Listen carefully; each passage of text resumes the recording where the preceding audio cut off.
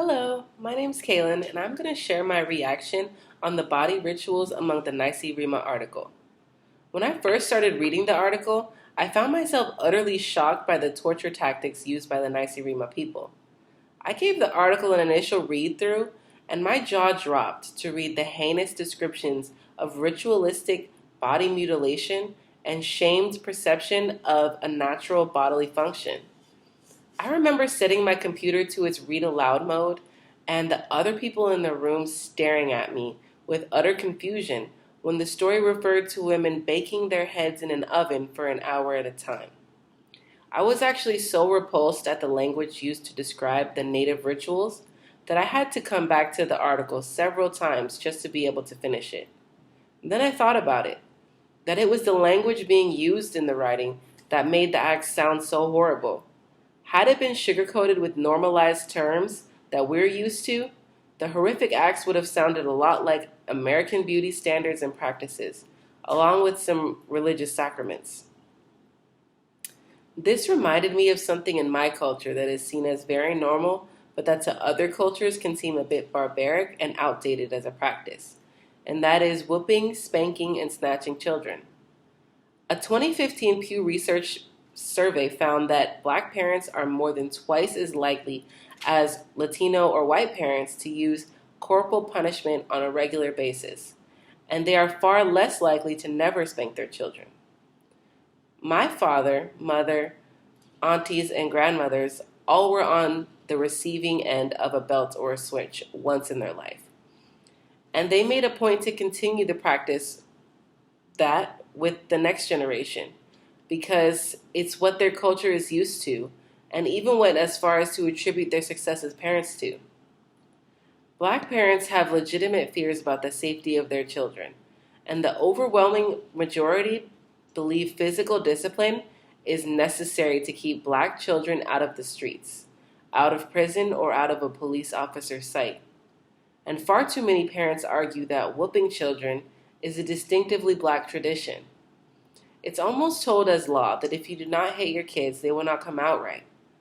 Now, many people believe that if you do use physical punishment on your kids, they will have serious trauma to work through as an adult. However, I believe that on both ends of the spectrum, you see people that care about children and the way that they are being raised. That is connected to the U.S. cultural worldview that no child should be left behind. It's an intrinsic value of the American people to look out for children of our country and to ensure that they are taken care of and protected. Nowadays, there is a bit more pushback against even a little spanking because of the risk of losing your children to the justice system because of it. There are so many agencies in place looking out for child abuse, such as the DCFS, CPS, LAPD, that would have in the past not have been called out for half of the things that they are called out for now. I think in my mom's generation, all kids in our culture were familiar with the belt. Now, you have a lot more parents choosing alternative punishment styles in order to protect their children from the violent ritual. Black parents who hit their children not only risk drawing the attention of Child Protective Services, who are overrepresented in communities of color, but also having their children placed in foster care, which is a pipeline to the juvenile justice system, and similar adverse paths that disproportionately impact Black youth. For those reasons, I and many other Black people are looking at changing the narrative about our parenting styles. As a child, I did receive my fair share of spankings, and I see the benefit of adopting alternative consequences when disciplining children. I think that it builds a stronger reaction style in children when they learn that a parent's first reaction to displeasure isn't always a violent one, but rather a well thought out and relevant consequence. I also believe that it's important to communicate with children about the natural consequences to bad behaviors, rather than training them to believe that mom and dad are the people to fear and hide from.